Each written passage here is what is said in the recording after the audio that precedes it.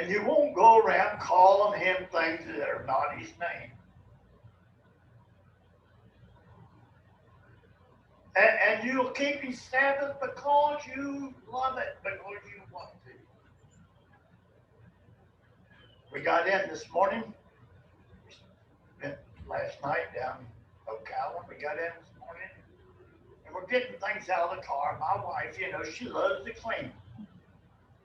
And so she sees the back of the car dirty, so she starts sweeping it out.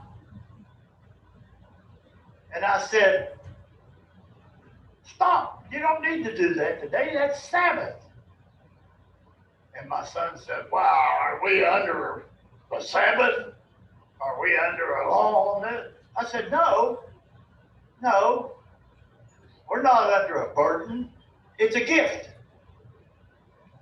It's a gift.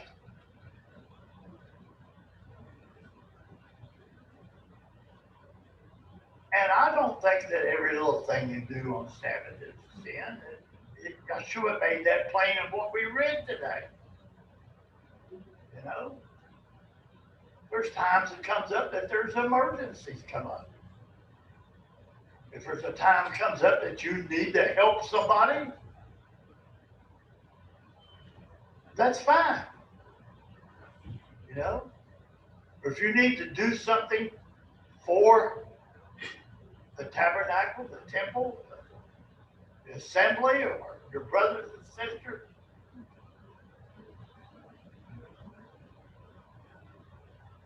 well, that's also covered.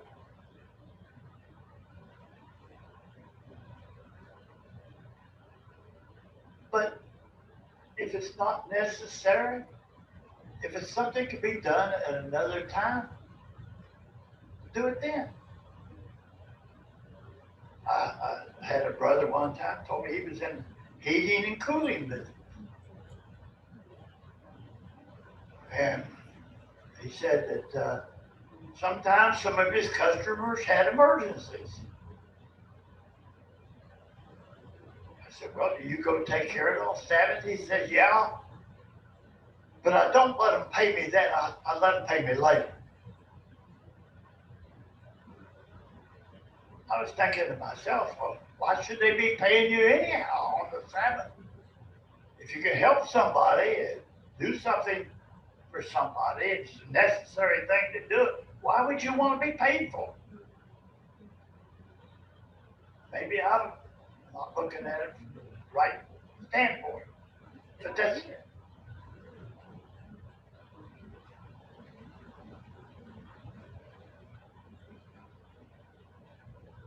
I just hope that everybody that leaves here today understands that last week I was not after your pocketbook. We have people whose hearts are right, who take care of the things that need to be taken care of here. So you don't need to worry about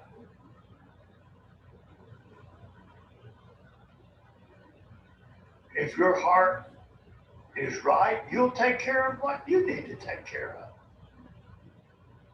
I want to see you get your heart right. I want to see you to be in this group when he says, come out of her, my people.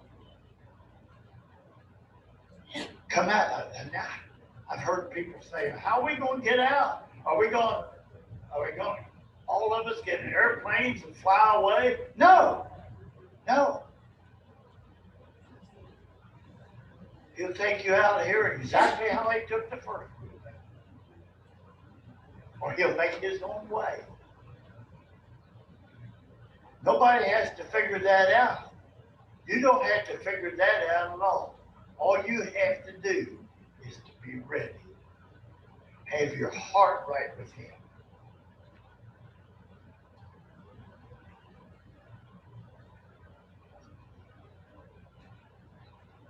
The same man said, that asked him, he said, well, who is my neighbor? Yeshua said, well, Might just surprise you who your neighbor is. It says a man come down, heading down. He said he was beat on by robbers, robbed him, beat him up, left him for dead. And there he's laying there, and here comes a priest.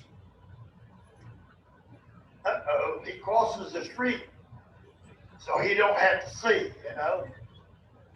The Levite, he comes down the road, and I don't want to see that.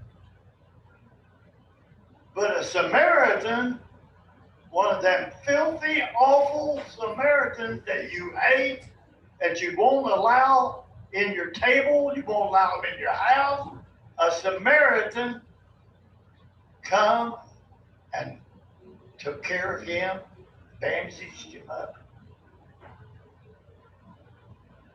You might be surprised who your neighbor is.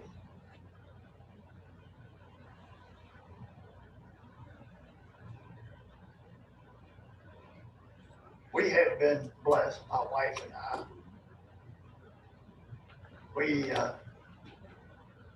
We worked here local in a business for many years. And made a fairly good living. Then we got old. You can tell that. And the business, part of it's still gone, but I'm not any part of it other than carrying the garbage out, helping out a little bit here and there. But Yahweh made us available, and we bought some property, and we have lived on rentals. And he's also, Yahweh's taken good care of the property, so we haven't had a whole lot of expense on that. Or the people who are renting have took care of repairs and things like that. So we have been blessed. We don't have any complaints. But you know, I had this one guy in a rental. I've had some bad ones. But just one guy that I really did not like. But he had a little wife, a little old gal that she was as sweet as she could be, and she tried as hard as she could to keep up the payments and to do whatever she could to keep that place. And so I turned a blind eye if they couldn't make the payment. And one day she died. Believe me, I talked to them, tried to get them to come to service. No, they weren't interested in that. One day she just died.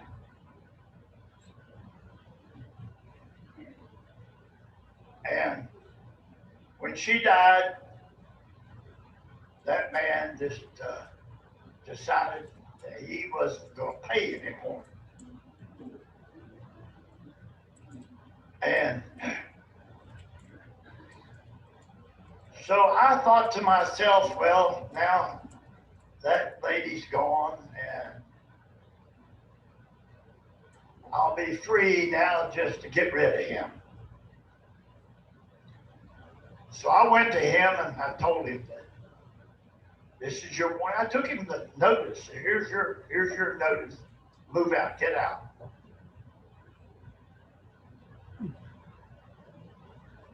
And he just more or less laughed at me.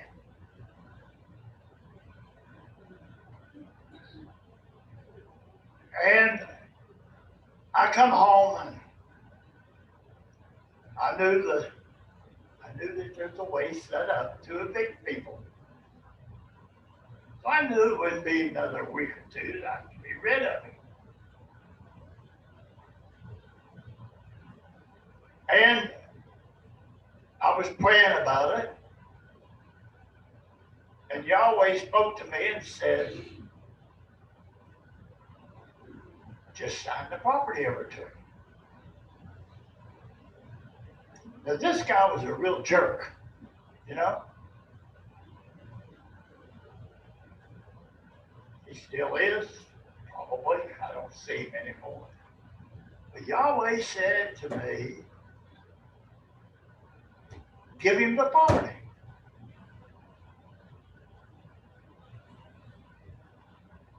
Don't think I didn't fast and pray over this, because I did. I wanted to make sure that this, I guarantee you, I didn't think it up.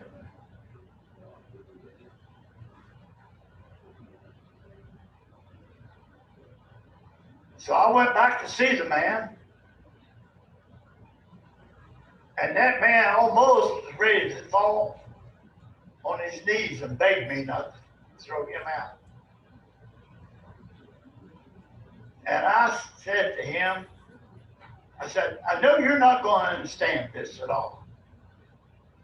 I said, but Yahweh told me to sign this property over to you, lock, stock, and barrel, all of it. He looked at me like he could not believe it. And I said, that's what he told me to do, and that's what I'm going to do. Brother Dan wasn't very happy about it.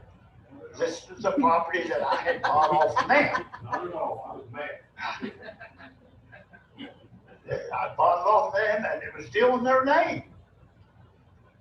But I said, this is what Yahweh's told me to do, and this is what we're going to do. Dan and Rebecca had to go and sign it over to the man. But you know, I learned a lesson. I learned a lesson. It's what Yahshua was trying to teach this man when he asked him, who is your neighbor? If this had been somebody I really liked, somebody I really felt sorry for, or something like that, it would have been completely different, you know? But it wasn't. It was a Samaritan.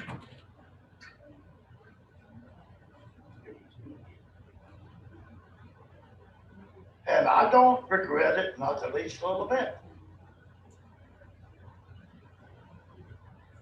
But this one man that asked him, he said, what should I do to be saved? What should I do? He told him, he said, keep the commandments. He said, which ones? He said, you know them. He quoted some of them to him. He said, these I have kept from my youth up. Boy, am I ever proud.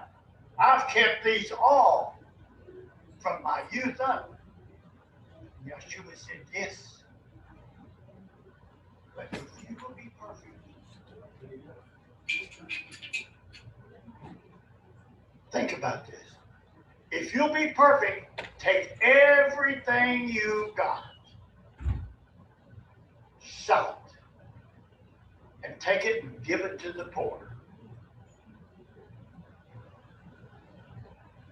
And come and be one of my apostles. This is what he offered him. Come and be with me. Come and be one of mine. The man had to slink away, for he had great riches.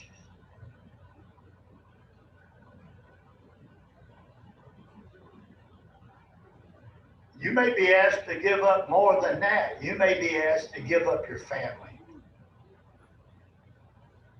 You may be asked to give up your children, your mother, your dad, your brothers or sisters.